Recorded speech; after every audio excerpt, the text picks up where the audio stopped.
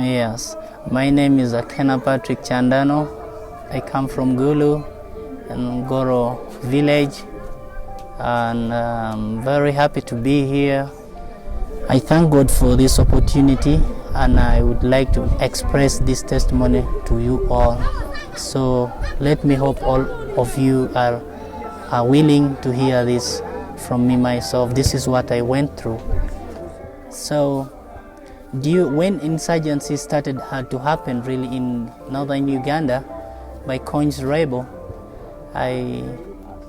one day very early in the morning we woke up from the house, so we were going on the garden to farm, and what happened is that when we were coming back from the garden, but some people were like some community members, people from our family and around the community, where those days we used to dig together. So we went there. I myself went as to plant the seed. So what happened, there's an aeroplane from the government really was turning around, and I as a little kid I cannot sense what may happen. So people were like doing their activities on the garden, not knowing that maybe they are like trying to detect us, to find maybe that we are either from the Kony side, that's rebel side, or government side, something like that.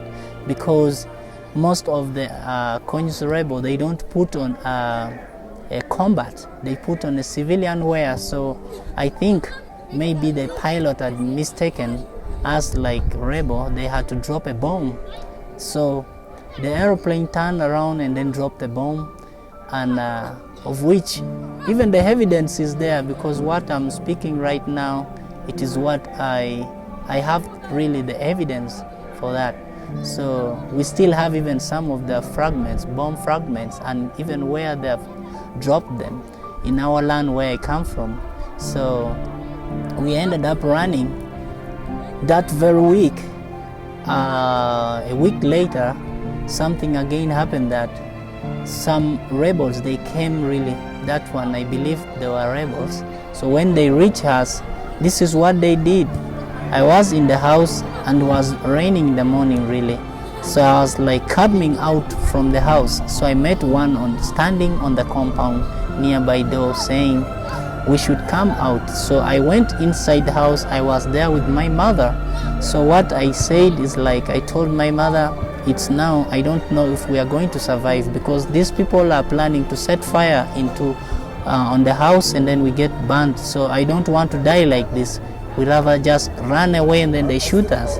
So I decided just once from the house coming out, I jumped over one and then he had to shoot me.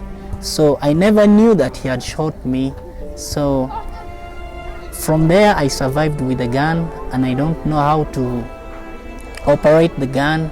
So I was like trying to pull anything in the gun, but I cannot access to like shoot because I don't know anything.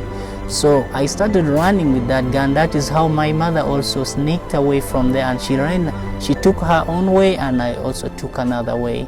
So for me, I followed the main road, whereby I met a lot of people. Some were dying, some were crying for hope, and there is no one who can help them. I never knew that I was also one of the person who had been injured.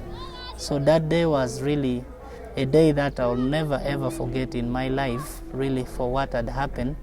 And one of the person who had the injury, serious injury, was telling me that, why are you bleeding? For me, I didn't realize that I had a bleed on, I'm just bleeding.